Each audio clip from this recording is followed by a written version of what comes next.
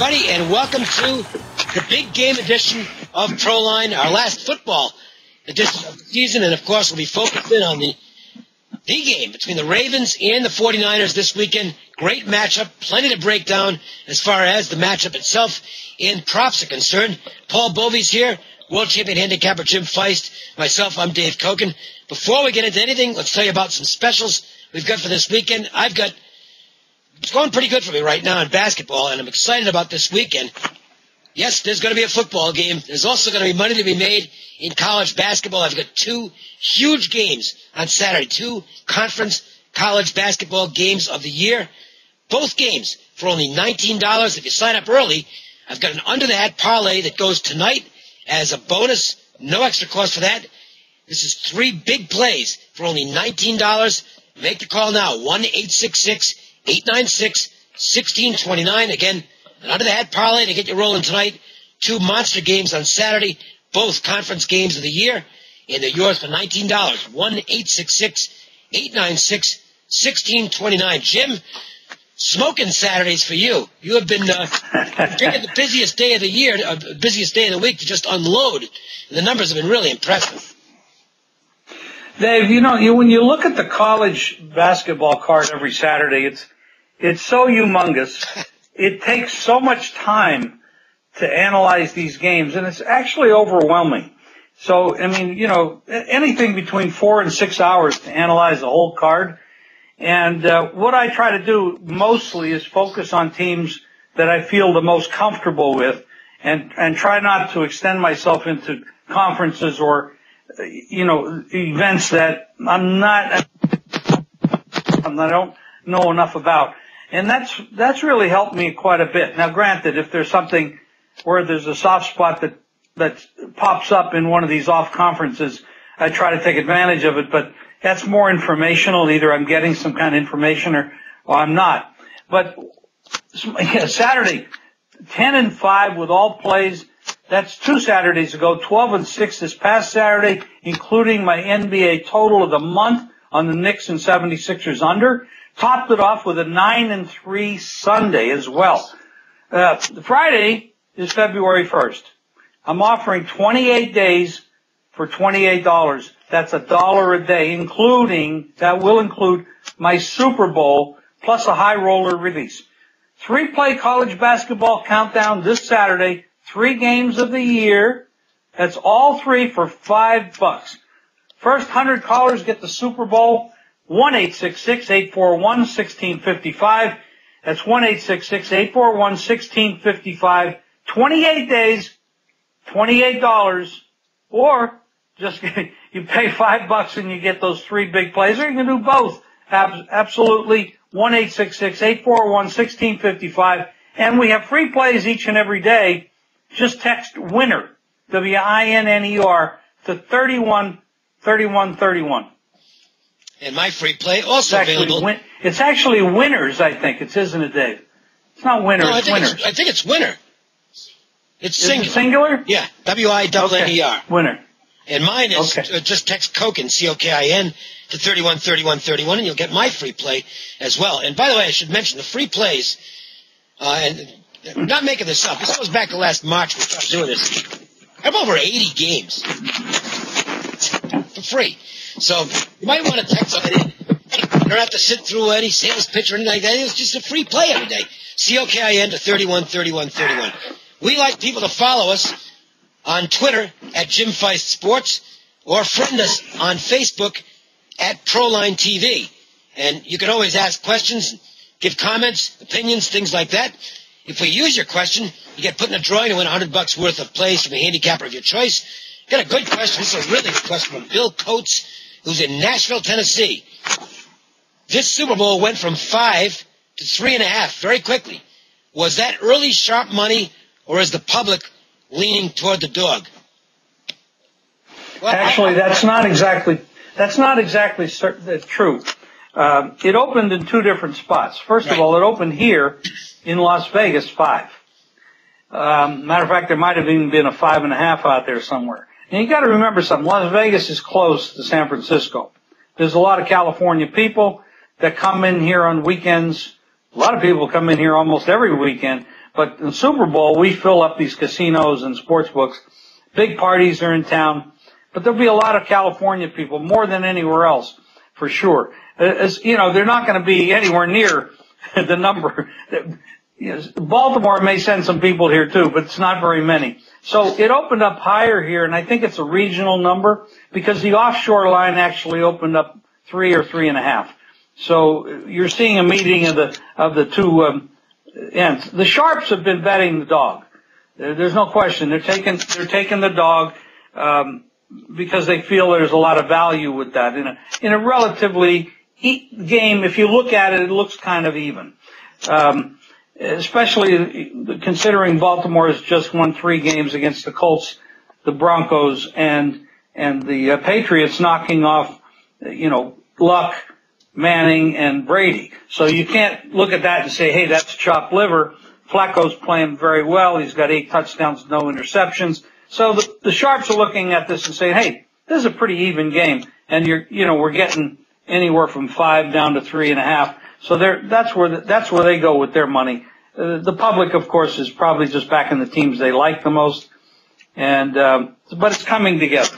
Now, in the next 3 or 4 days, the real money is going to come in from the real big players and going to make a difference in the number. Yeah, it's going to be really interesting, by the way, to see what impact Northern Nevada has, because they're going to write a ton of business up there. It's an hour from San Francisco to Reno, and they are going to get inundated with San Francisco money over the weekend. I'm going to be curious to see if it's, because usually the offshores move before Las Vegas as we get closer to game time. I think Nevada may actually move ahead of the offshores because of the flood of money into Reno. It's going to be fun to track that. It doesn't mean one side's right or the other. I think it's a 50-50 betting type of game. Maybe a little more volume on Baltimore overall, but that also may not get reflected in the betting line itself. It may show more in the money line, because what we see in the Super Bowl is there's a tendency for the amateur bettors, if you will, the people who only bet once or twice a year. They'll see that plus on the money line and think, boy, I'm going to go that way because I think the underdog's going to win the game. It's actually not a very good bet because the money line is not where it should be based on where the point spread is. The bookmakers aren't stupid. They know what the public bettors will do. I think on straight tickets, on point spread tickets, you're probably going to see more in San Francisco than Baltimore. My advice, Bill, let's look. Oh, go ahead, Paul. No, I was going to say, remember that money line on Notre Dame, Alabama, and that was completely out of whack, and Alabama ended up blowing them out. But let's not forget, Dave, the East Coast people aren't going to arrive here until probably Thursday night, Friday. So you're also going to get that East Coast money, yes, which is going to be predominantly Baltimore, and that'll hit the books largely on Friday, Saturday, Sunday as well. So I think the California money has probably been more steady. I would agree with that. But the point I was making is that I think you're going to see it more Baltimore money line bets, even at the worst price, even at the bad price, than you'll see on point spread. And if you like San Francisco in the game, not recommending San Francisco, I'm saying if you like San Francisco, your best option might be to wait until Sunday and bet the money line. It's going to be cheap on San Francisco, cheaper than it should be for roughly a 4-point favorite. Would you agree with that? Well, since we are giving away something here on the show, which we don't usually do, I'm holding back one huge play that I'm holding off to my customers that call. But I'm also, and I'm not diminishing what I'm going to say here because this is a big play for me too. Early in the season, August, I made 2 bets to win the Super Bowl, and ironically, they were both in the NFC. I knew I could only win one of them, but I was getting a good price. I bet the Chicago Bears because I believed that they had the talent to go, and I felt that they could surpass the Packers, who were getting most of the press. But their offensive line fell apart, their coaching fell apart, and it just never developed. But I also bet San Francisco because I felt last year they were the best team in football and got a little screwed because they had the backup defensive player that fumbled the ball twice. The Giants end up going to the Super Bowl and winning the Super Bowl. I felt that was the 49ers Super Bowl, and they just didn't get there. So I felt this year coming into the year, they were a more established team. They had receiver talent to help move that offense along, and they would meet Chicago in the NFC Championship, and one of the two would meet and win that game and go to the Super Bowl. Didn't work out exactly that way, but it ended up San Francisco is there. So I have a pretty big future bet on San Francisco. So that want to bet on San Francisco, I would suggest they bet the money line. The reason I'm saying that is I don't usually do that, but I'd lay 3,600 to win 2,000 or 36,000 to win 20,000, whatever it is, because I think San Francisco is the better team. I think they have better talent on the field. The quarterback is we can start there with more mobility, less experience. I can't fault the way Flacco's playing. I can't fault anything about Baltimore, but when you look at the season, defensively, San Francisco has it way over Baltimore across the board. And the running game is solid. They have a better running game because they have James and Gore and Kaepernick can put up some yards. And I feel if Baltimore hits the ends like Atlanta did, it's going to open up the field not only for the passing game that Kaepernick has, but Gore and James going up the middle and gaining a lot of yardage. It's going to make the defensive backs very vulnerable to the deep pass. I think in that situation, the problem with the line, I would, if I had to put a gun to my head, I would lay the 3.5, but I'd probably buy it down to 3. Now, but I like the money line bet better because there are some things that Baltimore is doing that I respect. So I think they're going to be pretty competitive, but I really look at this game and I say San Francisco is the better team at probably 80% of the positions. Maybe special teams, especially with the kicker having problems for San Francisco, I'd have to lean to Baltimore having the. When I come down to this, I have to say, lay the money line, lay 160 to 180. It's not a bad bet. I think they're going to win the game. There's some propositions that we're going to go into a few minutes later, and I'm not going to talk about, but it is part of my package. Would you, on that premise, Paul, let me throw this to you. Would you think is it a value middle opportunity to take 3.5 or more with Baltimore and play San Francisco money line trying to cash 2 tickets? Your risk is very small in a situation like that. You got a chance to win both. The chances are you'll split, but there is a chance to cash 2 tickets and not have the worst jeopardy in the world going in. You've asked the right guy, because last week I took San Francisco laying 3 and Atlanta taking 4, and I did that within an hour of each other on Sunday morning, and that obviously cashed the ticket. So I think there could be a value play, but you always have to look at the numbers. Split it up. What are you laying for the privilege of taking San Francisco even and Baltimore +4? I mean, if the cost gets too prohibitive, obviously you got to weigh that into your decision.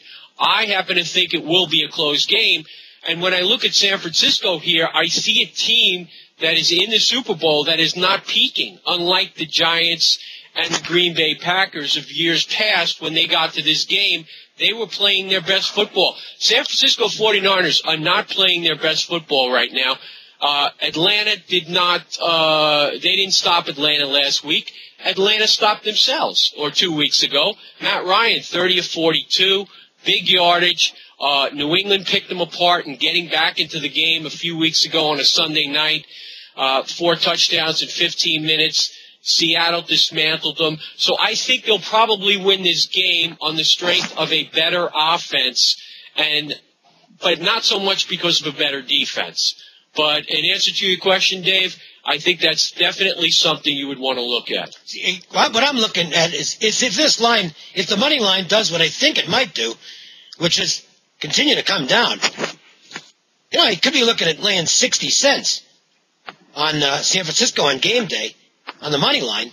I don't think you'll see 60 cents. What do you think? I do not think you'll see 60 What do you cents. think? What do you think you can bottom out at?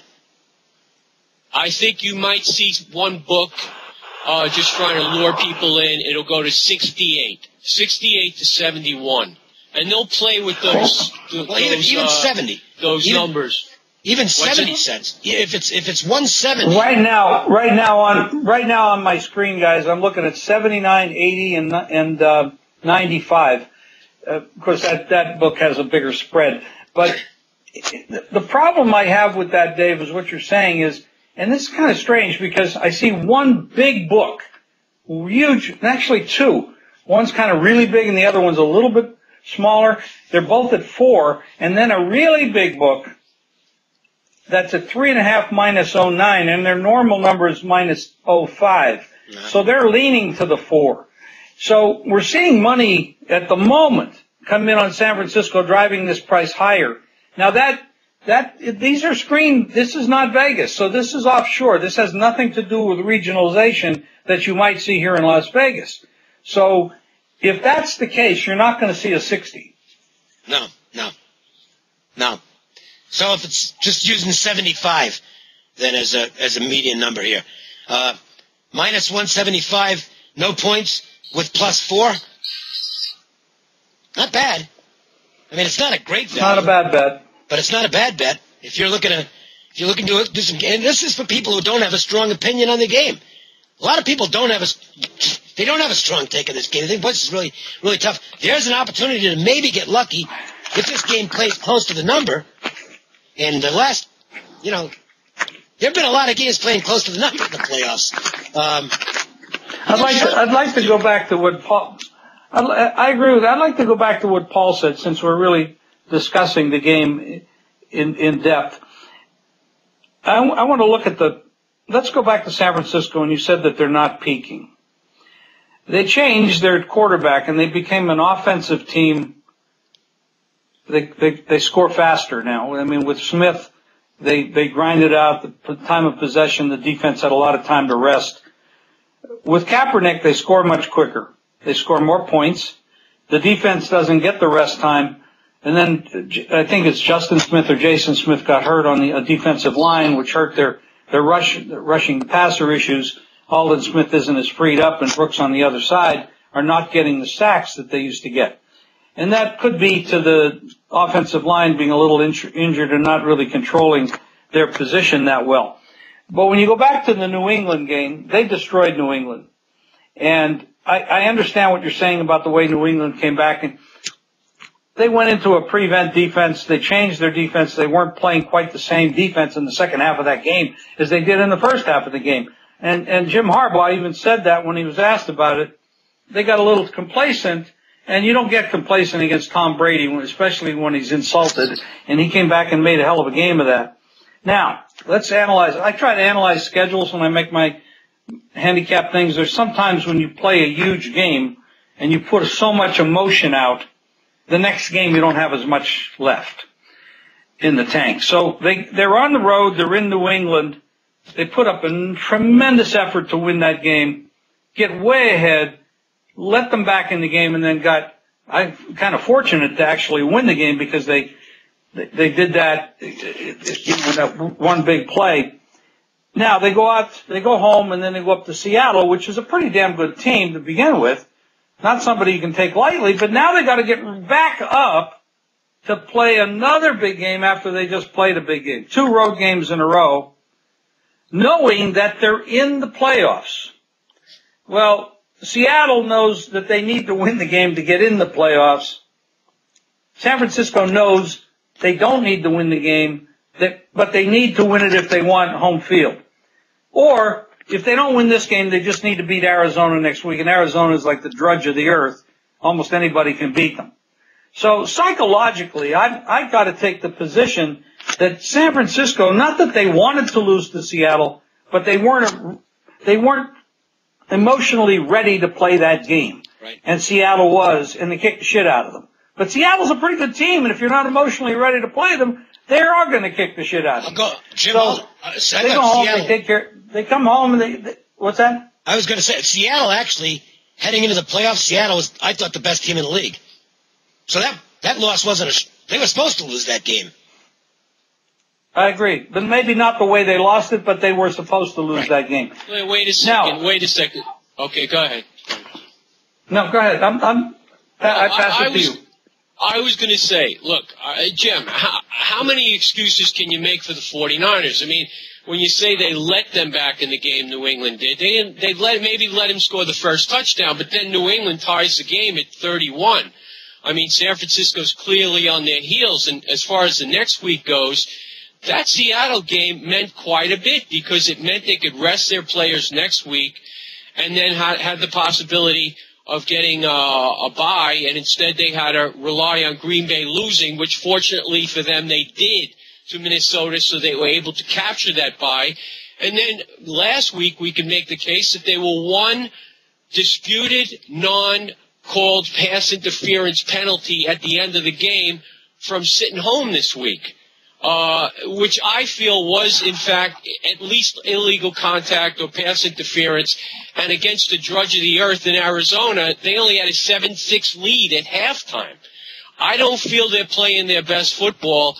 They, as far as I'm concerned, were one of these teams that just emerged from the rubble, and they were very lucky in doing it. So are they worth the 180 lay here? To me, absolutely not, because Baltimore is actually playing relative to what they played in the middle of the season, because they started off great, went into a low. They're playing much better football than they played in the middle of the season. Joe Flacco, by the way, during the last postseason, 276 yards a game, 9.2 yards per completion, as opposed to during the regular season, only about 225. He's also playing his best football. So I would categorically disagree that San Francisco is anywhere near playing their best football right now. Okay, I'm going to come back in here on this.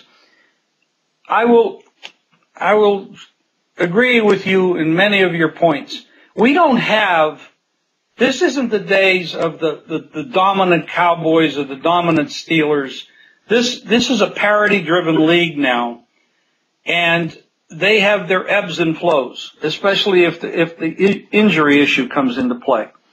But these two teams are relatively healthy, and they do have ebbs and flows. And San Francisco might have peaked early, but they kicked the crap out of Green Bay.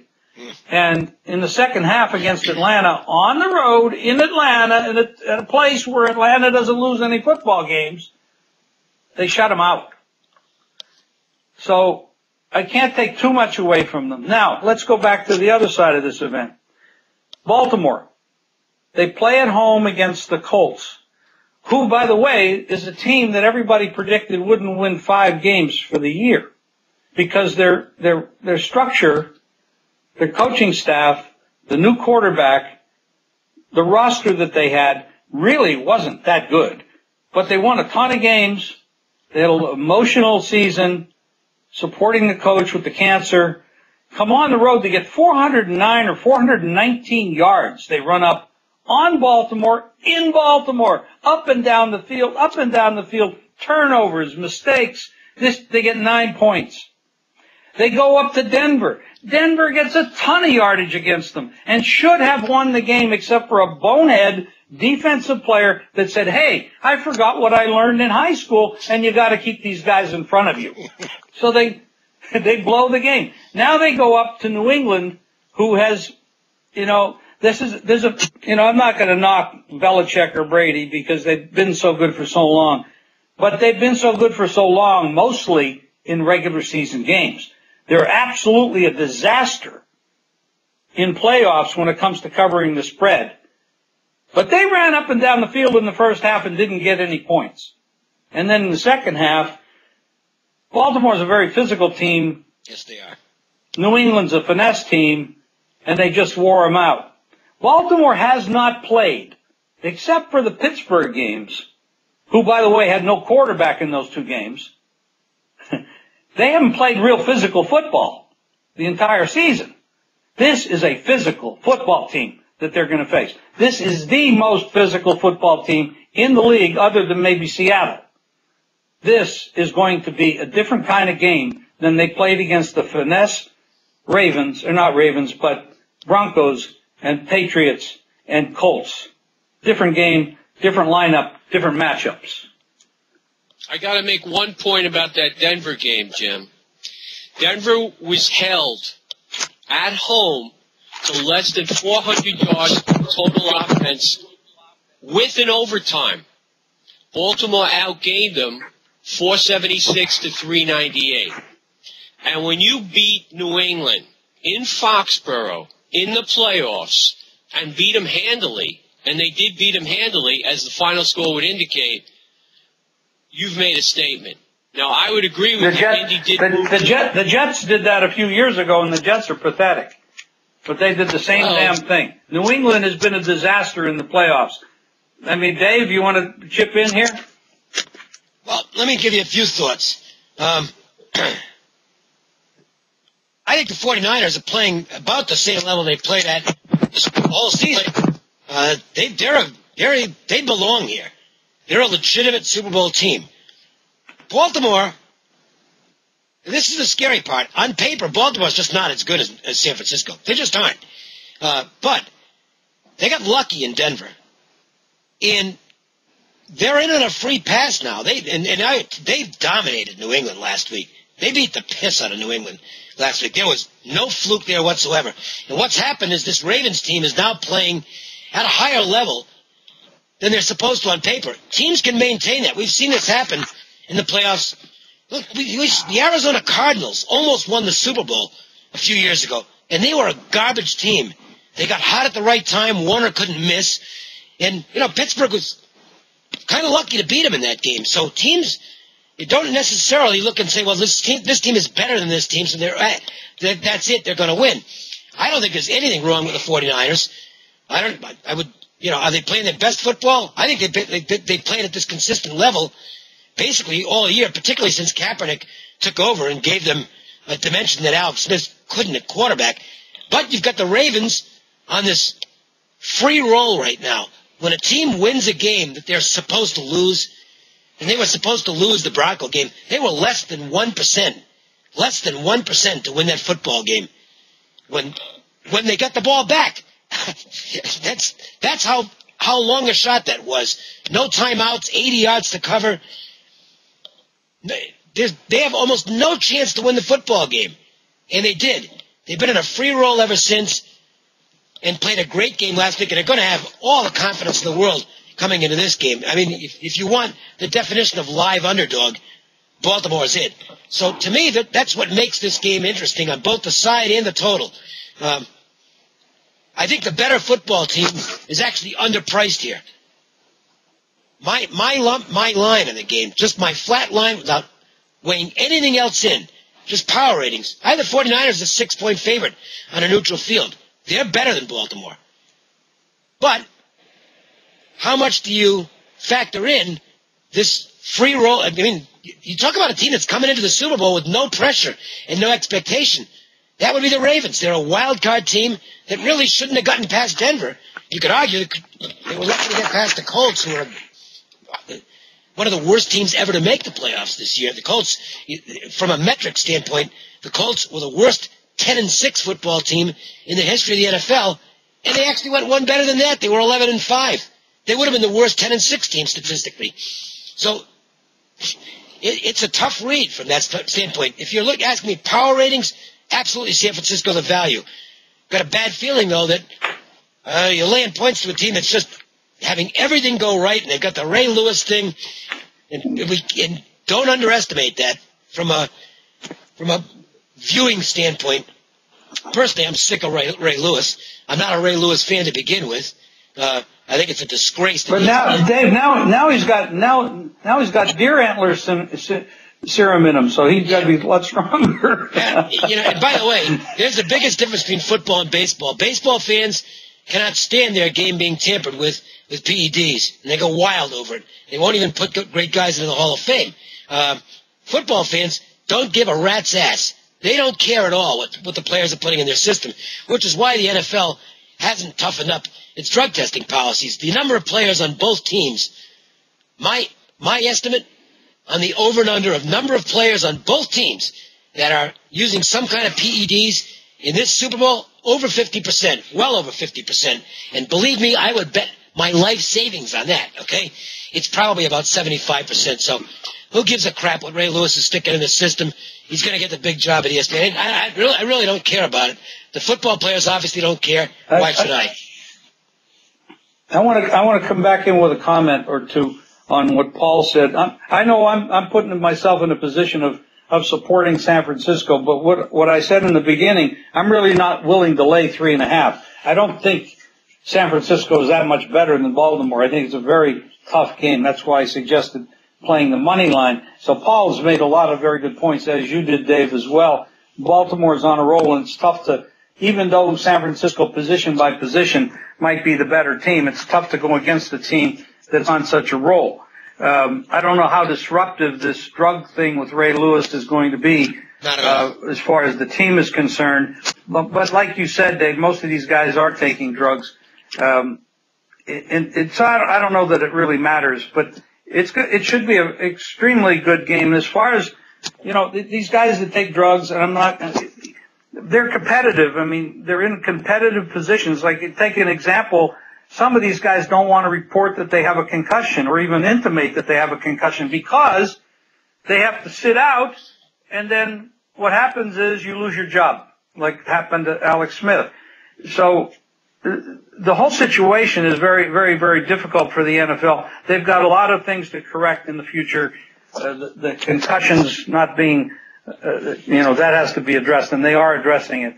I saw yesterday where they said that they're doing something with Harvard for $100 million study about concussions and how to protect the players better, which hats off to them for doing that. All right, we're going to get to some props because there's loads of props in the Super Bowl, some fun ones to talk about. And it's one of the things that makes this the best betting game, the best betting event in sports. Before we do that, though, let's check in with our man on the street, Jeff Side from LVSS, and he has a free college basketball winner. Jeff? Thanks, Dave. A free play coming up. But first, you can get a college conference game of the year going Saturday for just $5. It's $50 online, but you can get it for only $5 with a guarantee. Win or 7 days in all sports will be free. Plus, the first 100 callers get the Super Bowl as a bonus. All this just $5. Call LVSS at 1-866-575-8916. Free play on Saturday in college basketball is out west. Gonzaga at San Diego. San Diego's had a full week off, but is not playing well against good teams, getting smoked by BYU and St. Mary's by 19 and 33 points. The problem is the glass, 293rd in the nation in rebounding. BYU had a plus 12 edge on the glass and a 17-0 scoring advantage off turnovers, and St. Mary's had a plus 16 edge while shooting 54%. It doesn't get any easier against the Gonzaga front court of Elias Harris and 7-foot Kelly Olynyk that is second in the nation in field goals and top 10 in scoring. They also played BYU and won by 20. In two meetings last year, the Zags won both with a rebounding edge of plus 10 and plus 14, and the Toreros are 3-8 against the spread in their last 11 home games versus a team with a winning road record. Play Gonzaga. Once again, you get a college conference game of the year going Saturday for just $5. It's $50 online. You get it for only $5 with a guarantee. Win or 7 days in all sports are free. Plus, the first 100 callers gets the Super Bowl as a bonus. All this just $5. Call LVSS at 1-866-575-8916. Back to you, Dave. I'll give you one more, and I'm going to use this as my best bet as we head to that. There's a prop for total number of players to throw a pass over and under 2.5. Well, obviously you got the 2, are Flacco and Kaepernick. If anybody else throws a pass, it's going over. Neither one of these teams is a trick play team. It's just not in their nature. I don't think either Harbaugh is into that stuff. They're basic guys. I don't think you'll see anything along those lines. I believe the only 2 players to throw a pass in this game, unless somebody gets hurt, obviously, will be Colin Kaepernick and Joe Flacco. I like the under 2.5. That'll be my best bet for the show. A reminder, really want to get a couple of big bets this weekend. Starts on Saturday. I've got 2 conference games of the year going on Saturday in college basketball. The big plays have been very good. And you get them both for $19 plus an under that parlay in hoops that goes tonight. That's a bonus. So you're going to get 3, actually it's 4 huge plays. No, it's not an under that parlay. Excuse me. I missed it. It's just an under that play. So it's three huge plays. And it's $19 for all 3. 1-866-896-1629 is the number to call. Jim, how about a best bet in, again, let people know about this massive weekend that you've got. Actually, a tremendous month of February you offer. Yeah, it really massive. The best bet's really hard for me to come up with because there's so many of them that I really like. I like Flacco over the yardage. I like Flacco for the 40.5. I think that probably the best one I would have is Gore to have more rushing yards than Ray Rice. I just don't think Rice is going to be able to handle his arm. Gore to have over 81 yards. I guess that's the number now. And as I mentioned, a money line bet on San Francisco. You want to lay the 3, buy it down to 3.5 if you can. But the money line bet, for me, I'd lay 3,600 to win 2,000. I think they're going to win the game. And I'd probably feel more comfortable laying points with San Francisco if they weren't having these problems with their field goal kicker. And he's just as likely to make a field goal than miss it, which is very unusual for a professional kicker. But he's had a terrible year. And so there's a lot of things behind that, but I gave you a lot of different things to think about. 2 weeks ago, 10-5 on Saturday. Last week, 12-6. I've got 28 days for $28, including the Super Bowl plus a high roller release. That's $28. That's $1 a day. 3-play college basketball countdown on this Saturday. 3 games of the year, all 3 plays for $5. First 100 callers also get the Super Bowl, which I have a very big play that I'm holding back right now. 1-866-841-1655. Make the call, win some money, and next week on Tuesday you'll be collecting. Or sooner. Might be collecting on Sunday night. It's cash talk. Well, if you're playing offshore or in Vegas, that's true. You can collect anytime. Paul, you got a last word? My last word is just go with Gore over the total. He'll carry the ball probably 23 or 24 times, probably rack up at least 95 yards. He'll cash a ticket. All right, I have one question, a surprise question for Paul Bovi before we wrap it up, because Paul's huge in the NBA. The Lakers have gotten hot. Is it a fluke, or are they making a playoff run? And by the way, if they get in the playoffs, you never know. Yes, as a Knicks fan, I know that because they got to the finals in 2000 from the 8th seed, okay? So it's all about making the playoffs, and yeah, they would have to have a miraculous finish to make the playoffs based on their current record. It's possible, but I still think this team is just too old.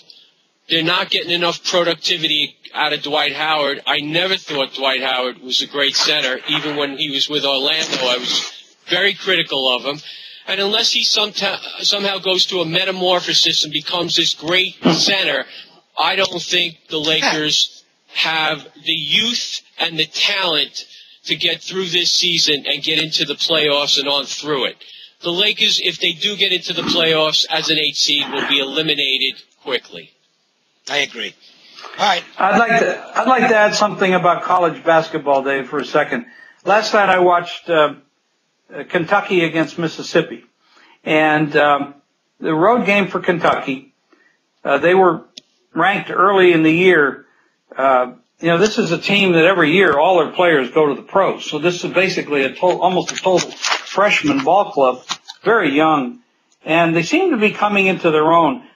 By far, the most impressive performance by a college basketball team against a quality team that I've seen this year. We talked about it earlier. I just made a play on Kentucky at 25-1 to win the whole thing. Now, granted, that's a long shot. That's a long way to go. A lot of things can happen. They are young, but that's tremendous price. So that I don't think the price should be anywhere near that high. I was very happy with that Kentucky result, by the way. And that as an under-the-hat play, and it was my online play. It worked out beautifully. I think it was my dog of the month. Love games like that. All right. Nice. Big stuff coming up this weekend. Take advantage of the offers. We'll talk to you after the Super Bowl. For Paul Bovi, Jeff Side, of course, who from Las Vegas Sports Services, who joined us as our man in the street. For Jim Feist, I'm Dave Cokin. Have a lot of fun this weekend. Don't bet more than you can afford to lose. Remember that. You know, people get themselves in a mess. This is for amateur bettors. For the guys who are watching that play on a regular basis, you know, you're fine. But for the once-a-year guys, don't go over your heads. Have some fun with this, and good luck. We'll talk to you very soon here on Proline. See ya.